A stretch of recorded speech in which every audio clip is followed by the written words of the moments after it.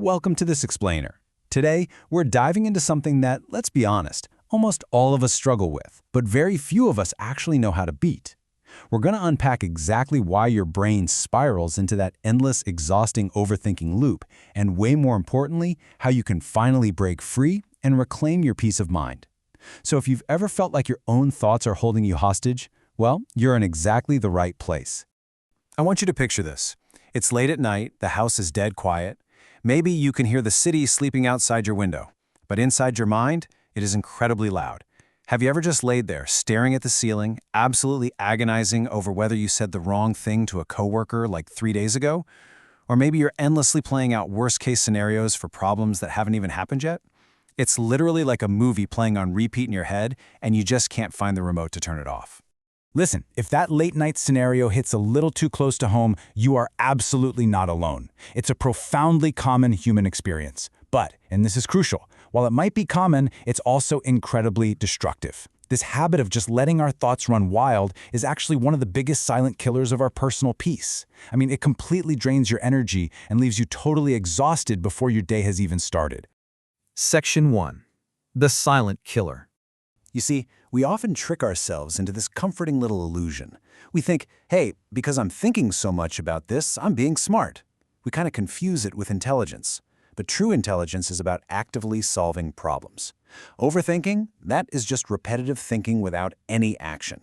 Your brain is just replaying the exact same memories, the same fears, the same exhausting what-if questions. Instead of actually fixing anything, this kind of mental churning just creates brand new problems. Section 2. The Evolution of Overthinking. So where does this come from? The root of the problem is something psychologists call an evolutionary mismatch. Basically, our brains evolved to protect us from physical danger. Thousands of years ago, constantly scanning the horizon for threats is what kept you alive. But in today's modern world, that same survival instinct misfires big time. Your brain starts treating totally ordinary situations, like say a vague text message or a tiny typo at work, as a literal life or death threat. That's exactly why your mind is tirelessly preparing for problems that will probably never happen. It's basically outdated hardware trying to run in a modern world. Section 3. The 3 hidden triggers. The first big trigger is the fear of failure, and this one is incredibly common. We intensely analyze every single possibility, every angle, every tiny potential outcome, mainly because we are just absolutely terrified of making a mistake. We kind of buy into this idea that if we just think through every single permutation of an event, we can guarantee a perfect outcome. But, as you probably know, all it really does is freeze us completely in place. Trigger number 2 is the fear of rejection. This is the one driving that late-night agonizing we talked about earlier. It's that really painful habit of replaying conversations over and over, purely to hunt for hidden signs that someone doesn't like us. We dissect a totally normal hello or a slightly short email and convince ourselves we've been rejected. It totally triggers that primal, ancient fear of being cast out from the tribe. And the third trigger is the need for control. This is such a powerful illusion.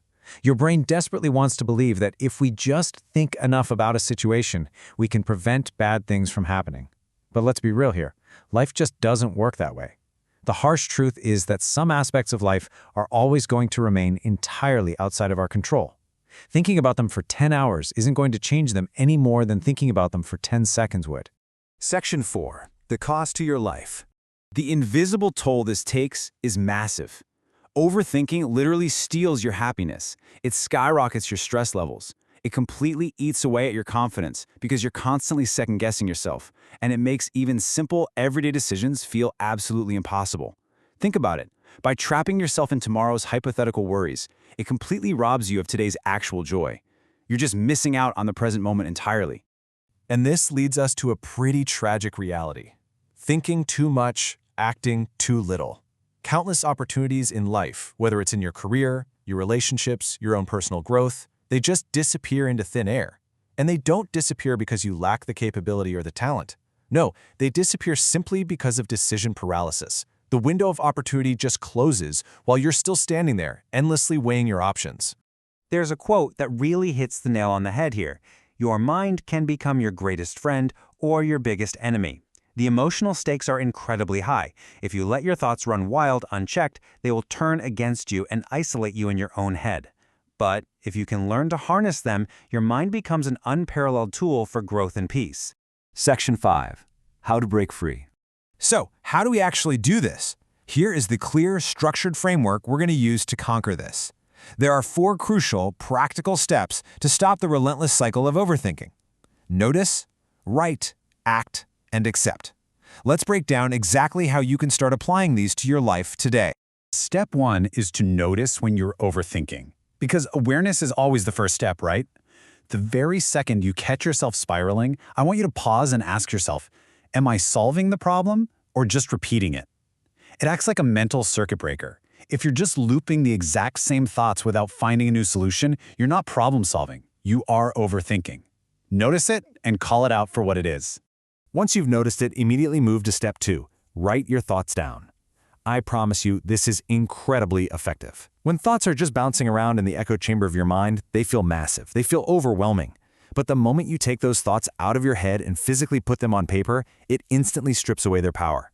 They become tangible. They become manageable. And honestly, you usually realize they aren't nearly as scary as they felt up in your head. Now for step 3. Take one small action. Remember what we said earlier? Overthinking is repetitive thought without action. So it makes sense that action is the ultimate antidote to anxiety.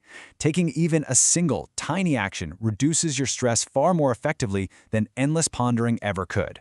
Just send the email, make the phone call, do the very next small thing. It breaks that paralysis immediately. And finally, step 4, accept uncertainty. Now this might be the hardest step, but it's easily the most liberating. You simply do not need to have every single answer before taking the next step forward. You've got to let go of that illusion of control we talked about. Accept that you literally cannot predict the future, and trust that you are fully capable of handling whatever happens when it finally arrives. As we wrap up this explainer, I want to leave you with a really powerful reframing. Your mind was designed to protect you, not to imprison you. You don't need to be at war with your own brain. It's really just an old survival mechanism trying its absolute best to keep you safe. The moment you understand that and you actually stop fighting every single thought, that is the true beginning of living with peace. You can just say thank you to your brain for its concern, but choose to move forward anyway. Do not let overthinking steal another day of your life. You have the tools now. You know how to notice it, externalize it, act against it, and accept the unknown. So ask yourself right now, what is one small action you can take today to silence the noise and reclaim your peace? Start exactly there.